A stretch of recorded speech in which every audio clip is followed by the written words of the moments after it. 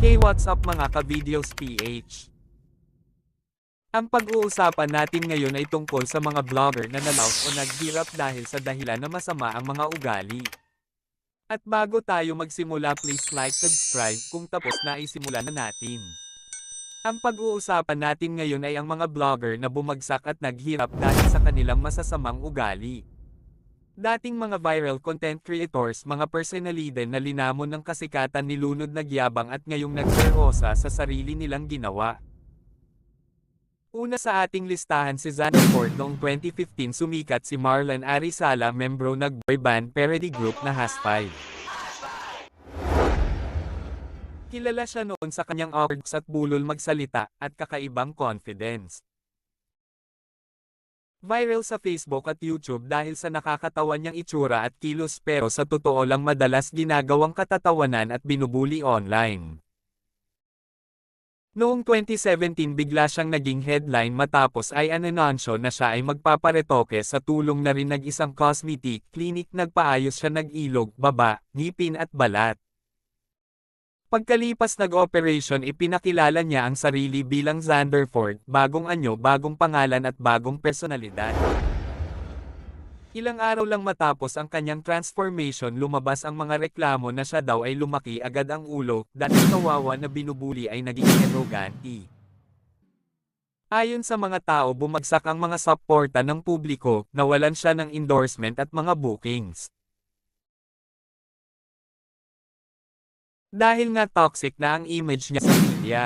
Sinubukan niya maging blogger, TikToker, at content creator, pero walang tumagal, dahil walang solid fanbase, dahil karamihan nag-viewers nanonood lang para latin o asarin siya. Lumamlay ang spotlight habang ang ibang vloggers ay lumalakas, at ngayon maraming nagsasabi na unti-unti daw bumabalik ang kanyang mukha na si Marlo. Na hindi na si Xander Ford dahil sa wala nagpang-maintenance. May video pa siya na nanghihingi ng sponsor para sa pagpapaayos ng kanyang ngipin. Nabanggit niya rin sa kanyang Facebook page na nahihirapan na siyang kumita. At iba pa, saksagan na sa puto na naghihingi ng tulog sa fans at nanghihingi ng GCash para sa donasyon. May mga post din siya na nagpaparinig ng depression at pagkalungkot sa nangyari sa kanya. Pangalawa sa ating listahan si Awit Gamer.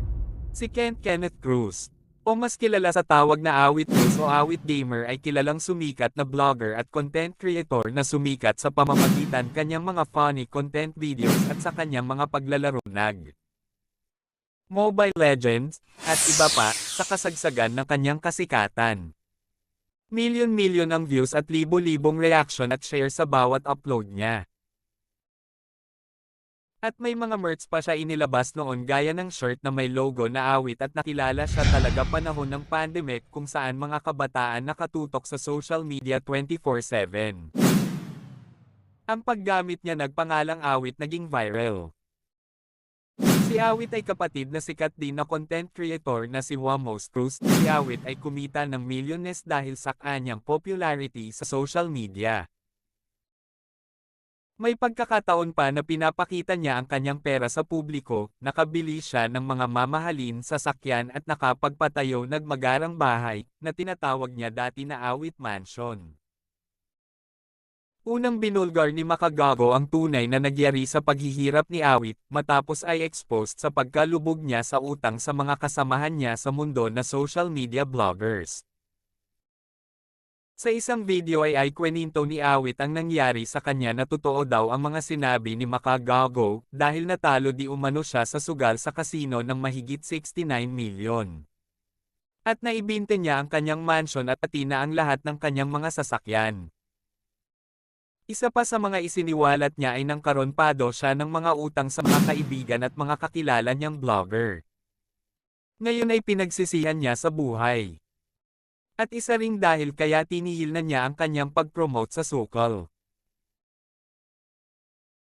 Isa pa umano ang sakit sa kanya ng mga malalapit niyang makaibigan, sa panunabog at walang-wala siya. Kaya pinilit niyang makabangon, bilang panimula naman ay gumawa siya ng bagoong na ibininte niya online sa kanyang mga social media platforms Facebook at YouTube. ay promote niya ang kanyang mga panindang bagoong para makabangon muli. Pangatlo sa listahan natin ay si Diwata. Si Diwata Oddeo Balbuena o mas kilalang Diwata Pares ay sumikat noong 2022 hanggang 2023. Si Diwat ang pinasikat na viral street food vendor personality sa social media.